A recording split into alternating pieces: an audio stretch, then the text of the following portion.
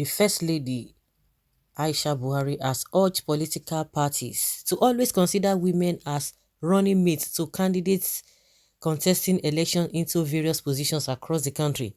Buhari was speaking on Saturday night when she hosted presidential aspirants from various political parties to a Ramadan iftar breakfast at the State House, Abuja.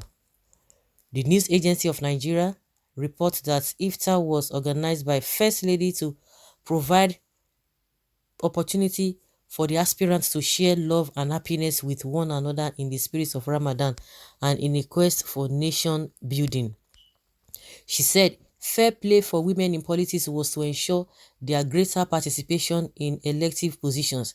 In fact, it is high time women are adopted as running mates to all levels considering their voting strength and active involvement in political processes. As we approach the 2023 election with greater hope, I am confident that Nigeria will continue to grow from strength to strength on the pedestal of our democratical tenets, she said. The First Lady enjoined the presidential hopefuls to remain focused on issues that strengthen the nation's unity, brotherhood, and national cohesion. Buhari, however, reminded her guests that the 2015 election was a watershed in the history of Nigeria.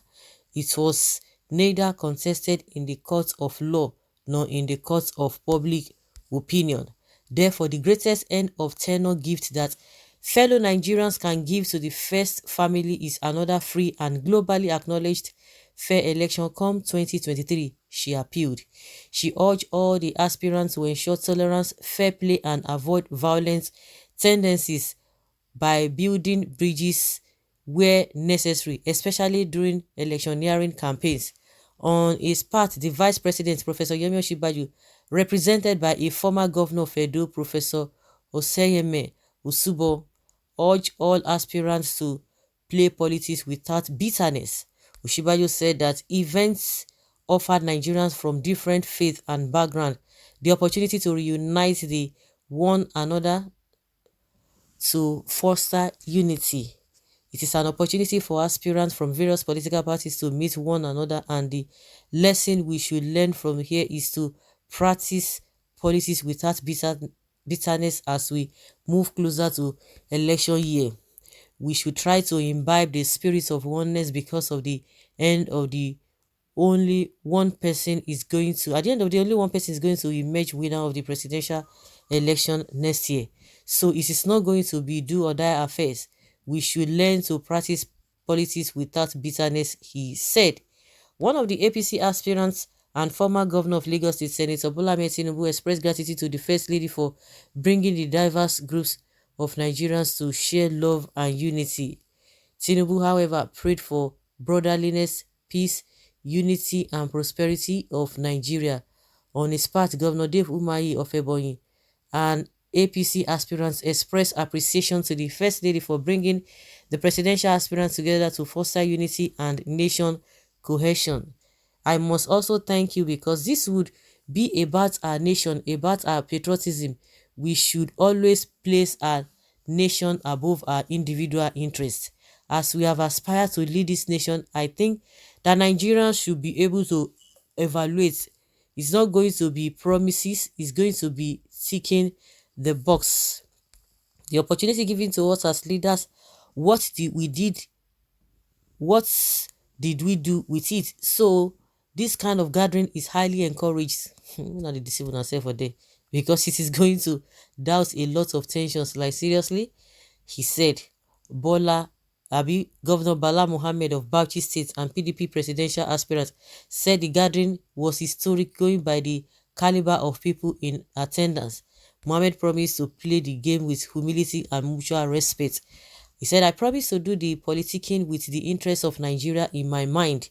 Respect for one another irrespective of our political differences, he said. Well, ordinarily, the person that ought to have called this meeting should have been the president himself, but unfortunately, we know the kind of person he is. He's not a set for that kind of a thing, because I don't know why this this one would have she would have just released a press statement and everybody, and you begin to call all of them one by one, because this is just a waste of public funds. You begin to call all of them when you do make your this you appeal to all of them, do a press make press release or whatever, and that will be everybody will be saying is it will still go viral than all this show of whatever. So because you want women to be for them to be vice presidents, to make them their deputies, that's the reason why. Women participation and all of that, of what use is all of this in the first place? We have had some women who are in position of authority. At the end of the day, did they do better apart from one or two? But the rest are the same like the men. One thing is sure, the next president of the country wasn't physically present at that event. Who should that be? Oh, Mr. Susia, you should tell us. Why the first lady? Where is our president? Or is this country's issues now women affairs? Since when did our country's leadership turns to first lady or women affairs? We should all be careful about this country. Women affairs, how? It's everybody's affair now. It could be men, it could be women affairs. So I don't know why, if it's women of what, and these people we are talking, they can't do without women. Oh.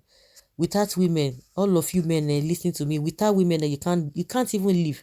You can't do any little thing and say women this, women that, and without the women you can't do anything. I'm just replying to this person making the statement as if women are not they don't have brains.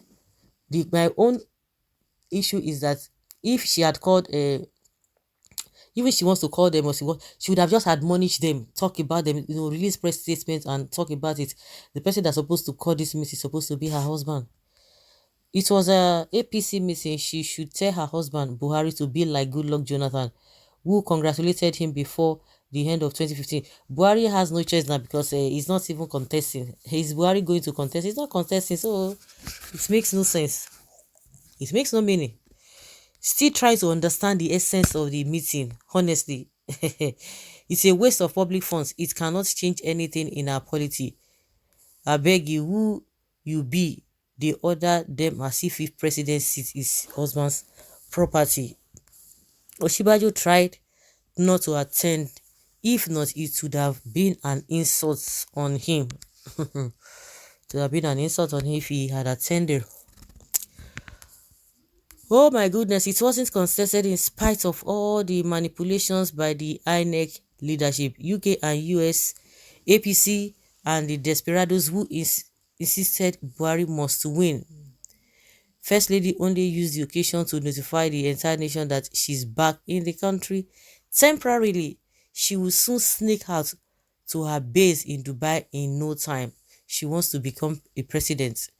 Good one. If the meeting was all about teaching them about unity and fair play, none of them qualify for the office of the president.